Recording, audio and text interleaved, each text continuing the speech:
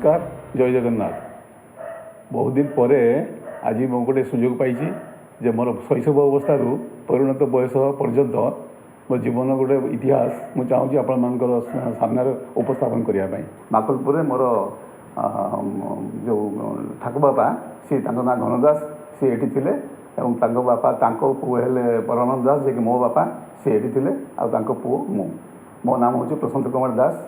बयस मोर 75। घर माकलपुर। मोर बापा ना परमानंद दास, माँ का ना शांति दास। तो मु बर्तमान मोर पिला दिन केमती कटिला मु बर्तमान आपन सामने उपस्थापन करी। मो माँ मानसिक अवस्था बड़ खराब है जहाँफल से तो विज्ञान मानने आपंकर चिकित्सा विज्ञान एत उन्नति कर नाला तेणु मो बापा नहीं ठीक भाव में करें ना तेणु सी रहा तेणु सी राति न शुले सी घर छाड़ी पलि जाती पागल जाती।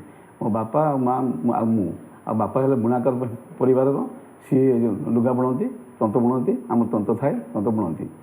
सी प्रथम है मो मो पाठ कि पढ़ी से चिंता रही से गोटे लुगा बुणले से 1.5 टଙ୍କା पाती तो आउ कि आम रोजगार न थाए तो माँ पागला हो बाहर बुलले तेणु सी मत आई घर आणिकी घर रखिले और सब कलिकतार चाकरी मत छाड़दे छाड़दे सी ये तंत बुणले तंत बुणिकी जीविका निर्वाह कले।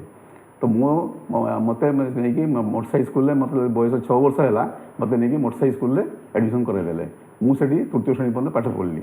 अतुल चंद्र दास आम घरे पाखे घर सी जिला स्कूल हेड क्लर्क थे।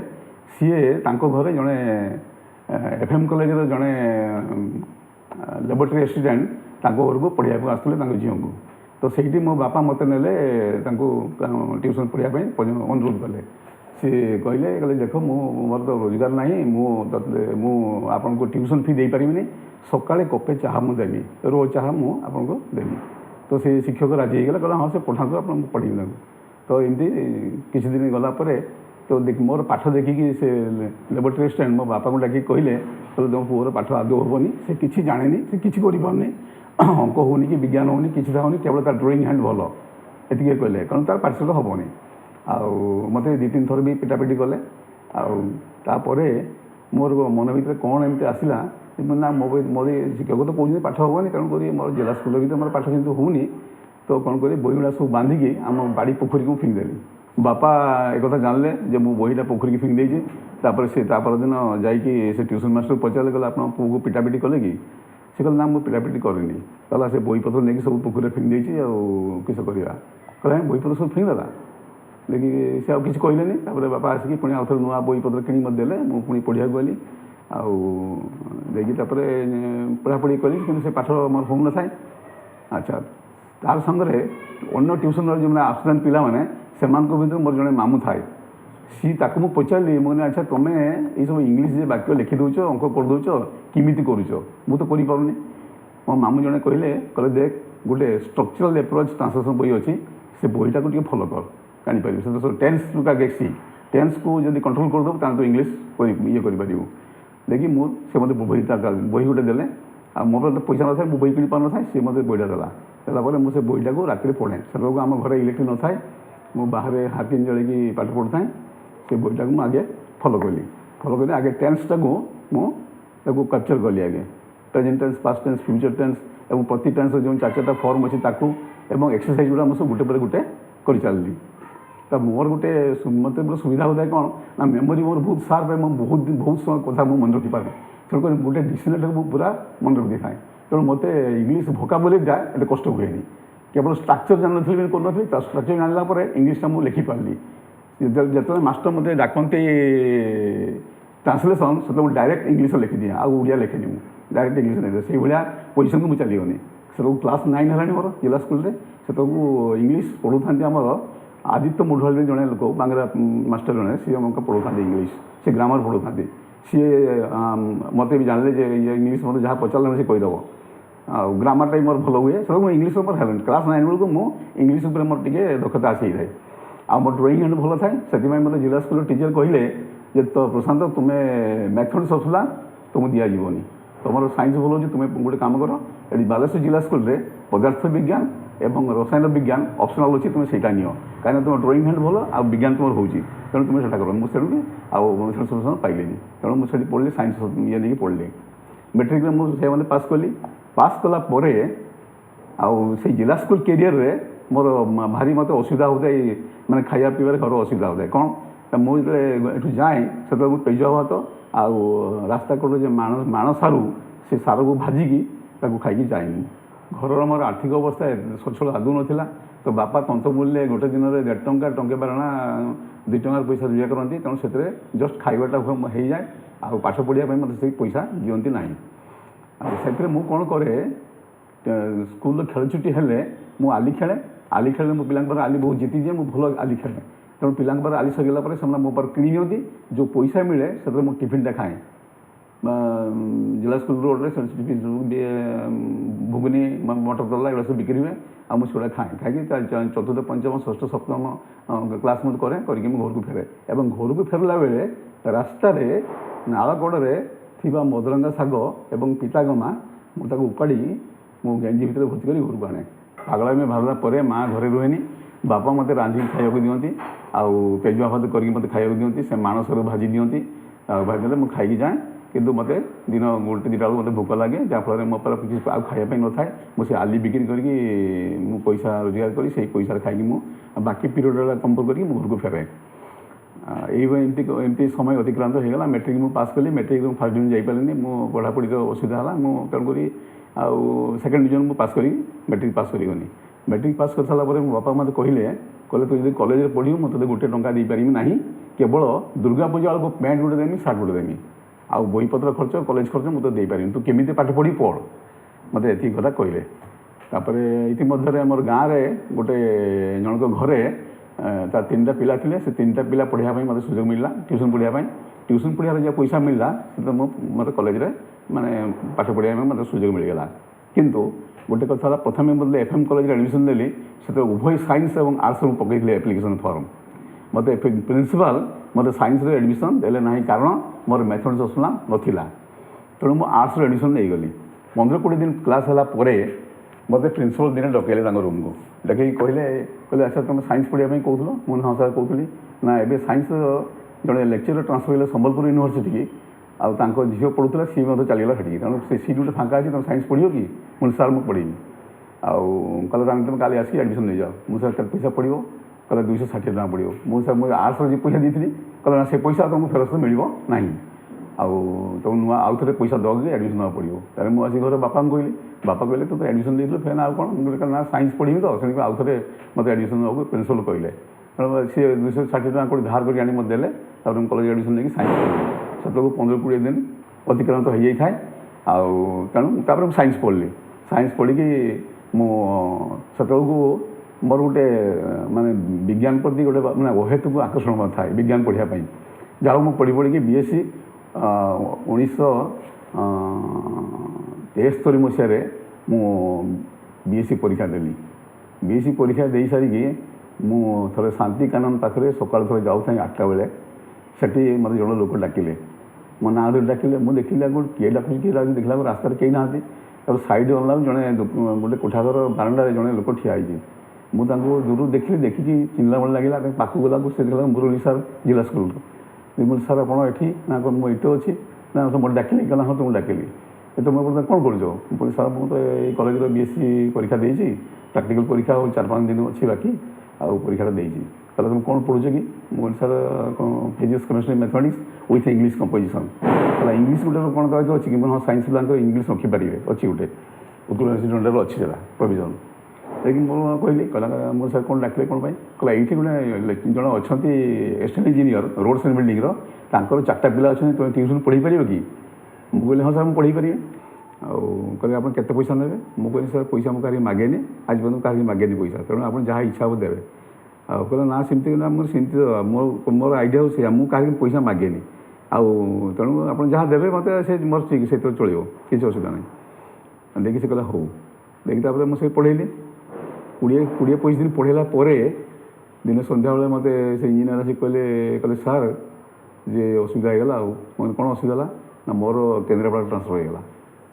ट्रांसफर गला मो रिलीव अलरेडी हो जाए इंजीनियर आसिक मत जे जहाँ पोस्टिंग है सी आसिक मत रिलीव करदेला मुझे आप चलिए पिला ये स्कूल लिविंग सर्टिफिकेट नहीं कि आप केन्द्रापड़ा रही पढ़े पढ़े कहला ना ना मुझे चाहूली गोटे कथा आप साथ मुझे कौन कहना ना आप गले केमती भल हाँ पढ़ाई मुझे मो बाप मार गोटे पुओ आगे बापा को पचारे बापा जब कहे ताले जापे आप सागर से ठीक अच्छे आप बापा को पचारतु मुझे बापा को पचारि पचारा बापा कहले तो PSC परीक्षा दे दीचु आउ चाकरी फाकरी मुझे चाकरी फाकरी से गले जना पड़ो से चेष्टा करा केन्द्रापड़ा काले से चाकरी फाकरी दे पारे कि ना देखिए बापा मत कहले हाँ तू चल जा तो मुझे 4-5 दिन पर से चलीगले मुझे केन्द्रापड़ा गली 4-5 दिन पर गलापर मत से घरे खाଇବା ପିଇବାର ବ୍ୟବସ୍ଥା କରିଥିଲେ ମୁଁ ତାଙ୍କ ଘରେ ଖାଇଲି ଆଉ ତାଙ୍କ ଅଫିସରେ ମୋତେ ଗୋଟେ NMR ଚାକିରି ମୋତେ ଦେଇଦେଲେ ଯାହାର ମାସକୁ ଦରମା ହେଲା 90 ଟଙ୍କା ମାନେ ଡେଲି 3 ଟଙ୍କା କରିକି ଆଉ ମୁଁ ମୋତେ ଇନ୍ସପେକ୍ସନ୍ ବାଙ୍ଗଲୋର ଗୋଟେ ରୁମ୍ ଦେଲେ ମୁଁ ସେଠି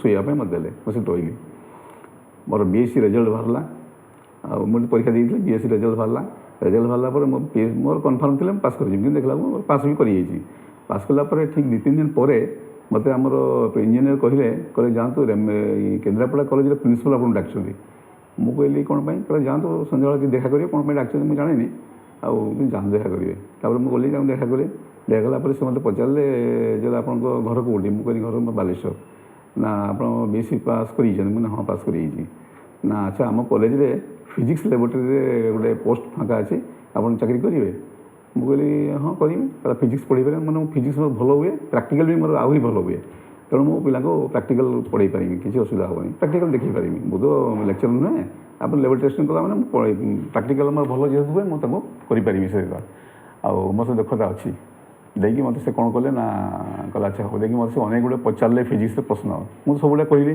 कहला से कहले ठीक अच्छे सब ठीक अच्छे मुझे अच्छा आप कॉलेज एडेड कॉलेज ना गवर्नमेंट कॉलेज कहला ना मोर एडेड कॉलेज मुझे एडेड कॉलेज मैंने आपको तो गोटे बोर्ड थी बोर्ड जो मैंने अच्छा से चाहिए मत रखिपारे ना रखिपारे कहला आप जानले कि मुझे ना से थाए आप डायरेक्ट मत रखिपारे कहला ठीक कथा कहते मो बोर्ड समस्त पचारे जदि हो दिन मत से कहले दिन मत से कहले आम इंजीनियर को फोन कर कहले प्रशांत को कह खराब भावियोनी आम बोर्ड मना कले कहले आम बालेश्वर पिला रखानी आम रखा केन्द्रापड़ा पिला रखा तेणु से केन्द्रा पिला रखिले मुझे किसी दुख करें ठीक अच्छे रखिले रखिले ठीक 2-4 दिन पर मु ऑफिस काम करूए गोटे सरकारी चिठी मो पारे पहुँचला सरकारी चिठी एड्रेसटा कटाई माकलपुर एड्रेस कटाई केन्द्रापड़ा एड्रेस अच्छी मुझे देखली ऑन IGS लिखाई ऑन इंडिया गवर्नमेंट सर्विस लिखाई मुझे जानी एटा हूँ गोटे अपॉइंटमेंट लेटर देखिए मुझे चिठी देखला तो अपॉइंटमेंट लेटर अच्छे मोर पोस्टिंग लेटर अच्छी कौटी ना सब collector office Baleshwar posting letter अच्छी से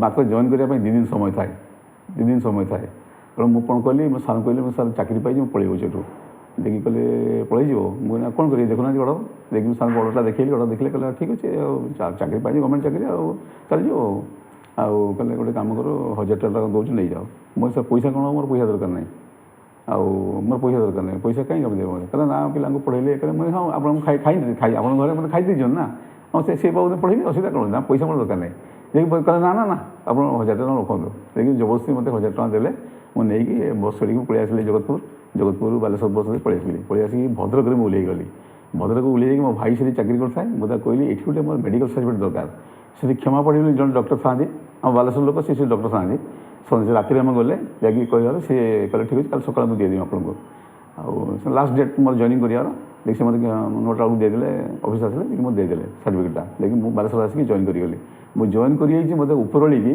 5टा बेलू मत रिट्रेंच करदेली चाकरी मुझे पचारि से ऑफिस मुझे किस रिट्रेंच कहीं करदेल कहला ये स्कीमटा सी था कहला आप तो रिक्रुटमेंट पास कर तेणु आप चाकरी कहीं जीवार ना बर्तमान ये स्कीमटा उठेगा मैंने आप रिट्रेंच कर दिया घर बस चाकरी पाइबे मत कथा कहले देखिए मुझे पुणी केन्द्रापड़ा सहित कंटाक्ट कली केन्द्रापड़ा अफसर कहले आप चली आसतु मुझे कहली आउ मोर जावाई इच्छा ना थाऊ थाऊ मुझे जीवनी रेवेन्यू डिविजनल कमिशनर पुणी आउ थे रिक्रुटमेंट बाहर पुणी मुझे आउ परीक्षा देदेली तो से जो परीक्षा देदेली से मत पुणी मोर बहुत भल होता रिजल्टा 12 सीरियल मुझे मोर फास्ट पोस्टिंग भद्रक तहसिल पोस्टिंग होगा तो पोस्टिंग होगा मुझे छाड़देली एठू छाड़ी मुझे पलैगली भद्रक जाकि जॉइन करी यारी भितर यही समय भितर मु रेडियो काम पूरा शिखी थाए मुझे पिला भी पढ़ाऊ थाए और रेडियो काम निजे करूँ तेणु मुझे रेडियो रिपेयरिंग में पूरा सिद्धहस्त थी और बहुत कम कर भद्रक में जॉइन करी तहसिल से मो दरमा पाऊली 255 ଟଙ୍କା ସ୍କେଲ୍ ଥିଲା ଏବଂ ଗୋଟେ ଦୁଇଟା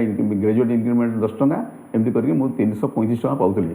କିନ୍ତୁ ରେଡ଼ିଓ କାମ କରିକି ମୁଁ 6-7 ହଜାର ଟଙ୍କା ମାସରେ ରୋଜଗାର କରୁଥିଲି। ରେଡ଼ିଓ କାମ କରି ଏତେ ରେଡ଼ିଓ ମୁଁ କାମ କରେ ସେଠି। ତେଣୁ ମୋର ସେ ଅଭିଜ୍ଞତା ମୋର ବହୁତ ଥିଲା। ତେଣୁ ମୋର ସେଇଟା ପଇସା ତ ମୋର ହାତକୁ ପଇସା ବହୁତ ଆସିଲା। ଆଉ ଇଆଡ଼େ ଦରମା ପାଉଥାଏ, ସିଆଡ଼େ ପଇସା ବି ଆସିଥାଏ, ଘରକୁ ମୁଁ ପଇସା ପଠାଇଦିଏ। ଠିକ୍ କିଛି ଦିନ ପରେ ରାତି 10ଟା ବେଳେ ଦୁଇ ଜଣ ଲୋକ ମୋ ପାଖକୁ ଆସିଲେ, ମୋ ୱାର୍କସପ୍କୁ ଆସିଲେ। ଦେଖି ସେମାନେ ଆମକୁ ଦେଖିଲାକୁ ତହସିଲ ଷ୍ଟାଫ୍। ମୁଁ କହିଲି ଭାଇ ତୁମେ ଏତେ ରାତିର କିସ କଥା? ନା ଆସିଥିଲୁ ଆମେ ଆପଣଙ୍କ ପାଖକୁ, ଆଉ ଗୋଟେ କଥା ଥିଲା। ମାନେ କିସ କହୁନାହାନ୍ତି? କହିଲା ଆଚ୍ଛା ଆପଣ ରେଡ଼ିଓ ମେକାନିକ୍ ଏତେ କାମ କରୁଛନ୍ତି ନା ଆପଣ? ମୁଁ କହିଲି ଦେଖୁନ ରେଡ଼ିଓ ଫେଡ଼ିଓ ସବୁ ଜମା ହେଇଛି ତ କାମ। ମୁଁ କହିଲି କିସ କଥା କି? କହିଲା ଭାଇ ମୋର ହାତ ବନ୍ଦ ହେଇଗଲାଣି, ମୋର ହାତ ବନ୍ଦ ହେଇଗଲାଣି, ମୁଁ ଆଉ କାମ ପାଉନି।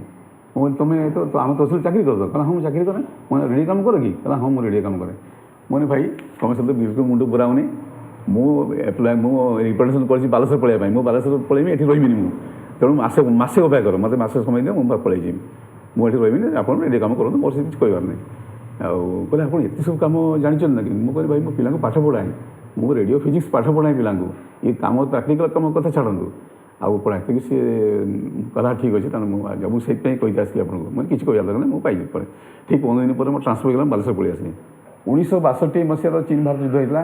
ସେହି ସମୟ ଠାରୁ ବାଲେଶ୍ୱରକୁ ଯେତେ ଆପଣ ବଙ୍ଗଳା ହେଉ, ହିନ୍ଦୀ ହେଉ, ଇଂଲିଶ ହେଉ, ଓଡ଼ିଆ ହେଉ, ଯେତେ ଫିଲ୍ମ ଆସିଛି ମୁଁ ସେଟା ସବୁ ଦେଖେ। ଆଉ ମୁଁ ହେଉଛି ହ୍ୟାବିଚୁଆଲ୍ ସାଇନ୍ ଗୟାର। ମୁଁ ଯେତେ ଫିଲ୍ମ ଆସେ ଯେଉଁଦିନ ଚେଞ୍ଜ ହେବ ମୁଁ ସେଇଦିନ ତାକୁ ପ୍ରଥମେ ଦେଖିବି। ତେଣୁ ମୋର ସିନେମା ଉପରେ ବହୁତ ଦୁର୍ବଳତା ଥିଲା। ମୁଁ ସିନେମା ବହୁତ ଦେଖେ, ଯାହାଫଳରେ ମୁଁ ପାଠ ଏତେ ଭଲ ପଢ଼ିପାରୁନଥିଲି। ଆଉ ମୁଁ ବଡ଼ ହେଲା ପରେ ମୋର ସେଇ ଦୁର୍ବଳତା ଥିଲା। ମୁଁ ଚାହୁଁଥିଲି ମୋର ପିଲାପିଲି ଯେତେବେଳେ ହେଇଗଲେ, ମୁଁ ଚାହିଁଲି ଯେକୌଣସି ଗୋଟେ ପିଲାକୁ ମୁଁ ଫିଲ୍ମ ଇଣ୍ଡଷ୍ଟ୍ରିରେ କୌଣସି ଟ୍ରେଡ଼ରେ, ଟେକ୍ନିକାଲ୍ ଟ୍ରେଡ଼ରେ ମୁଁ ତାକୁ ପୁରେଇବି। ଅଭିନୟ ଯଦି ହେଲା ଅଭିନୟ ପୁରେଇବ, ନହେଲେ ସାଉଣ୍ଡ ହେଲା ସାଉଣ୍ଡରେ ପୁରେଇବି, ନହେଲେ ସାଇନେମାଟୋଗ୍ରାଫର ଯଦି ହେବ ଫଟୋଗ୍ରାଫର ପୁରେଇବି। ଏଇଭଳିଆ ମଣ୍ଡ ଭିତରେ ଥାଏ ଏବଂ ସେଥିରେ ସୁଯୋଗ ବି ମିଳିଗଲା। ଆଉ ଯାହା ହଉ ସେ ତାର IC ପାସ୍ କଲା, ଫାର୍ଷ୍ଟ ଡିଭିଜନ୍ ପାସ୍ କଲା, ମେଟ୍ରିକ୍ ଫାର୍ଷ୍ଟ ଡିଭିଜନ୍ ପାସ୍ କଲା। ପାସ୍ ପରେ ଆମେ ଚେଷ୍ଟା କଲେ ତାକୁ ସେଇ ଲାଇନ୍ରେ ପଢ଼ିବା ପାଇଁ। ସେ କହୁଥିଲେ ତାକୁ ଫାର୍ମାକୋଲୋଜି ପଢ଼ିବା ପାଇଁ। ମୁଁ କହିଲି ତାର କେମିଷ୍ଟ୍ରି ଭଲ ହୁଏନି, ତେଣୁ ସେ ଫାର୍ମାକୋଲୋଜିର ତାକୁ ସୁବିଧା ହେବନି। ସେ ତାର ତେଣୁ ଆମେ ଫିଲ୍ମ ଲାଇନ୍ରେ ମୁଁ ତାକୁ ଚେଷ୍ଟା କଲି। ଯାହା ଫିଲ୍ମ ଲାଇନ୍ରେ ସେ ପାଇଗଲା। ଆପଣଙ୍କର ସାଉଣ୍ଡ ଆଣ୍ଡ ଟିଭି ଇଞ୍ଜିନିୟରିଂରେ ସେ ପାଇଗଲା। ଏଠି ମୁଁ ଆଉ ଗୋଟେ କଥା କହିବି ଯେ ମୁଁ ମୋର ବାପାଙ୍କୁ ଟପେଇ ପାରିଲିନି। ତାର ଅର୍ଥ ହେଲା ମୁଁ ପାଠଶାଠ ପଢ଼ିକି ଚାକିରି କଲି 30 ବର୍ଷ। ମୋତେ ସରକାର କୌଣସି ମୋତେ ପ୍ରାଇଜ୍ ଦେଇନାହାନ୍ତି। କିନ୍ତୁ ମୋ ବାପା ଜଣେ ସିଦ୍ଧହସ୍ତ ବୁଣାକାର ଥିଲେ। ସେ ଏତେ ସୁନ୍ଦର ଲୁଗା ବୁଣୁଥିଲେ, ତାକୁ ସରକାର ତାଙ୍କୁ 2 ଥର ପ୍ରାଇଜ୍ରେ ତାକୁ ପୁରସ୍କୃତ, 2 ଥର ସେ ପୁରସ୍କୃତ ହୋଇଛନ୍ତି। ତେଣୁ ମୋ ବାପା ତ ଶିକ୍ଷା ଦୀକ୍ଷା କିଛି ନଥିଲା, କିନ୍ତୁ ସେ ଜଣେ ଦକ୍ଷ ବୁଣାକାର ଥିଲେ। ତେଣୁ ମୁଁ ତାଙ୍କୁ ଟପେଇ ପାରିଲିନି, ସେଥିପାଇଁ ମୁଁ ବହୁତ ଖୁସି। ଶେଷରେ କୁହାଗଲେ ମଧ୍ୟ ଏହାର ଗୁରୁତ୍ୱ ଅଛି। ମୋର ଜୀବନ ଦର୍ଶନ ଏକ ପ୍ରକାର। ମୁଁ ଦେବାରେ ଆନନ୍ଦ ପାଏ, କିନ୍ତୁ ନେବାରେ ନୁହେଁ। ପ୍ରତ୍ୟେକ ବ୍ୟକ୍ତି ଯଦି ଦୃଢ଼ ମନୋବଳ, ଶୃଙ୍ଖଳା ଆଉ ଆତ୍ମବିଶ୍ୱାସ ନେଇ କାର୍ଯ୍ୟ କରେ, ତେବେ ଜୀବନରେ ସେ ନିଶ୍ଚିତ ଭାବରେ ସଫଳତା ଲାଭ କରେ।